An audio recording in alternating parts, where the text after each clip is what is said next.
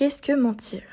Fin décembre 2015, l'enquête annuelle de l'Institut OpinionWay, mandatée par le Centre de recherche politique de Sciences Po, rapporte que seulement 24% des Français ont confiance dans les médias. Ceux-ci ne nous diraient pas la vérité, d'où cette perte de confiance. La vérité est une connaissance reconnue comme juste, comme conforme à son objet et possédant à ce titre une valeur absolue, ultime. Pourtant, peut-on avoir une confiance totale envers une personne, un groupe ou une institution qui prétend détenir la vérité absolue ? Les théoriciens du complot affirment souvent qu'ils détiennent la vérité. Or, en démocratie, le citoyen doit toujours exercer son esprit critique face à ce type de déclaration. En journalisme, il n'y a pas de vérité ultime. En effet, la production journalistique est le fruit d'un travail d'enquête. Au cours de ce lent et long processus, le journaliste avance, recule, commet des erreurs, vérifie. Plus que la vérité, c'est donc la véracité des faits rapportés qui compte, c'est-à-dire la qualité de celui ou celle qui se garde de l'erreur et s'emploie à l'éviter dans ses paroles ou dans ses écrits. Plus qu'une vérité révélée, c'est de l'honnêteté intellectuelle des journalistes que dépend la qualité de l'information. Cette honnêteté intellectuelle repose sur le respect des règles de déontologie du métier et le respect d'une démarche intellectuelle rigoureuse. Le journaliste recoupe les sources, analyse les faits, les met en perspective. Le pluralisme de la presse en France permet d'ailleurs aux citoyens d'être plus sûrs de l'information dont ils disposent. Le pluralisme renvoie à la liberté d'expression et d'information. On parle de pluralisme médiatique pour qualifier les nombreux médias existants offrant par exemple un traitement diversifié de l'information. Il peut ainsi recouper les réponses aux questions essentielles d'une même information dans différents journaux et vérifier la véracité des faits. En effet, et fort logiquement, si l'enquête a été bien menée, les réponses à ces questions sont les mêmes dans tous les médias. Seul le commentaire ajouté à leur présentation, vocabulaire, tournure de phrases, etc., peut changer en fonction de la ligne éditoriale et ainsi alimenter le débat démocratique. L'ensemble des règles, des décisions et des axes que doivent respecter un ou plusieurs rédacteurs sur un même média. Elle permet de garder une cohérence et une harmonie entre tous les contenus produits ainsi que le choix des sujets, le moyen de diffusion, le ton utilisé ou encore la manière de les organiser. Le problème est l'effet de masse et le manque de nuances. Parce que personne ne détient les vérités et les médias animent la discussion dans une ville ou un pays. S'il n'y a qu'un seul journal, il n'y a pas de discussion possible, ce qui ne correspond pas au principe de la démocratie. Par exemple, dans les dictatures, il n'y a pas de pluralisme. Les médias ont tous la même ligne éditoriale, celle du gouvernement, exemple actuel de la Corée. En 2023, en France, le président Emmanuel Macron souhaite mettre en place une réforme des retraites qui provoque l'opposition d'une grande partie de la population. Or, les journaux, en fonction de leur ligne éditoriale, ne mettent pas les mêmes informations en avant. Les journaux de gauche, comme Libération ou l'Humanité, mettent en avant l'opposition avec des manifestations, des grèves et les inégalités sociales face à cette réforme des retraites. A l'inverse, les journaux de droite, comme Le Figaro, ne contestent pas la réforme, elle est simplement évoquée de façon plus ou moins neutre comme un changement progressif. D'autres journaux à tendance catholique conservatrice, tels que Valeurs Actuelles, souhaitent inciter les couples à faire plus d'enfants afin de conserver le système par répartition. Ce sont ici des journaux d'opinion comme Le Figaro ou Libération, c'est-à-dire marqués par des idées politiques des journalistes ou de leur direction. On observe donc une différence de point de vue. Au contraire, il existe aussi des journaux d'information, c'est-à-dire des journaux basés sur les nouvelles, les événements de l'actualité comme Le Monde, qui essaient d'analyser la situation dans son ensemble, les gagnants et perdants, sans opinion apparente comme précédemment. Finalement, c'est le citoyen qui doit se faire une opinion. Le journalisme n'est qu'un intermédiaire à son service. Les dirigeants politiques peuvent donc mentir ouvertement en s'appuyant sur le soutien indéfectible de leurs partisans numériques. En 1989, en Roumanie, des images choquantes sont diffusées dans le monde entier. En effet, à ce moment-là, la Roumanie est gouvernée par le dictateur communiste Nicolae Ceausescu, qui a bafoué les droits de l'homme et a causé une pénurie de nourriture. Donc suite à ça, le peuple se révolte et en décembre 1989, des images d'horreur circulent sur le charnier de Timisoara et la radio annonce 4630 morts. À partir de là, il est menacé de mort et sa chute est précipitée. Il est jugé le 25 décembre 1989 et est exécuté.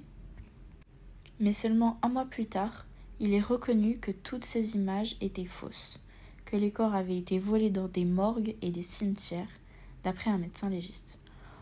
On voit bien ici que la population a été manipulée par de fausses images absolument horribles qui révèlent presque d'inhumains. Après cet incident mondial, les journalistes ont été traumatisés et s'engagent à être plus attentifs. Mais une nouvelle expérience de manipulation se passe lors de la guerre du Golfe entre les États-Unis et l'Irak. Marcel Tria, journaliste français et envoyé spécial sur le terrain, fut très limité dans ses mouvements et pour ses images, comme beaucoup d'autres journalistes.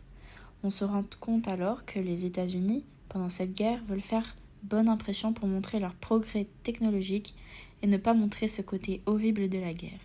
Ils ont donc surtout utilisé d'anciennes images de missiles qui bombardent seulement les bases militaires sans provoquer de dommages au sein de la population innocente. Sauf que les journalistes ne pouvaient pas accéder aux combats terrestres et n'ont pas pu se rendre compte des massacres qu'il y avait eu.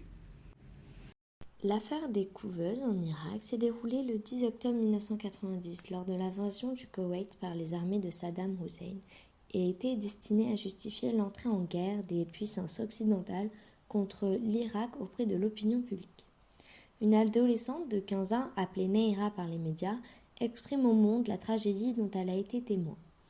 Engagée comme volontaire à l'hôpital koweïtien Al-Hadam, qui a subi une invasion de soldats pénétrant dans la maternité, elle les a vus arracher les bébés aux couveuses et les jeter violemment sur le sol pour les laisser à la suite agoniser sur le sol froid.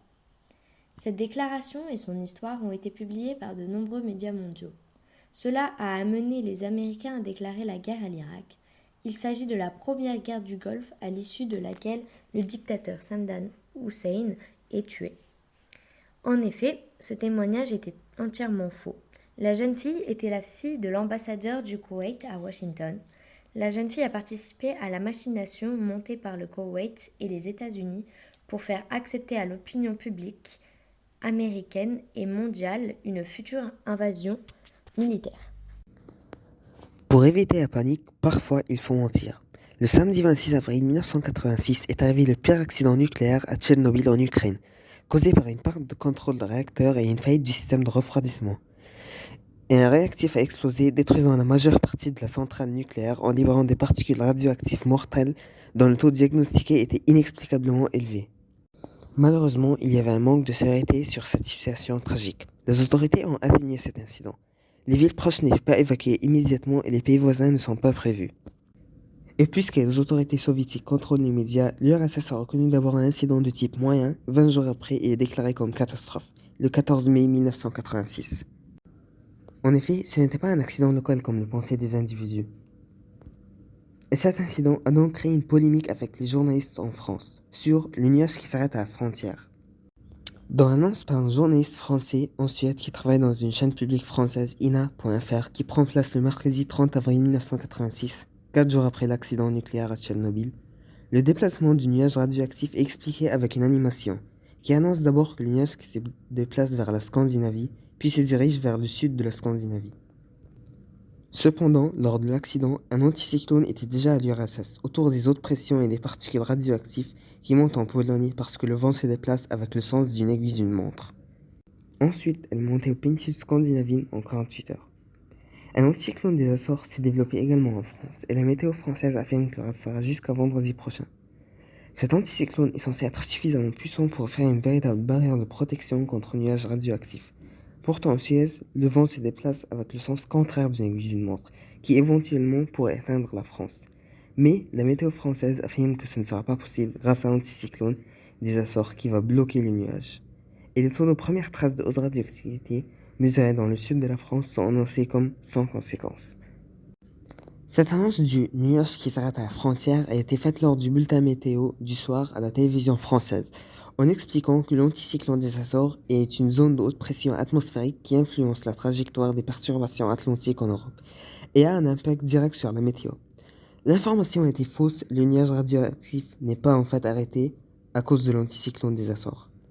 Finalement, mentir dans les médias peut à la fois servir les politiques afin de tromper l'opinion publique à des fins politiques ou alors pour rassurer la population. C'est notamment le travail des journalistes, grâce à leur déontologie, de chercher la véracité de l'information. Le mensonge peut également être contré grâce au pluralisme médiatique qui permet d'avoir différentes opinions. La montée en puissance de nouveaux médias comme Internet qui concurrencent les médias traditionnels peuvent toutefois favoriser le mensonge avec la multiplication des fake news ces dernières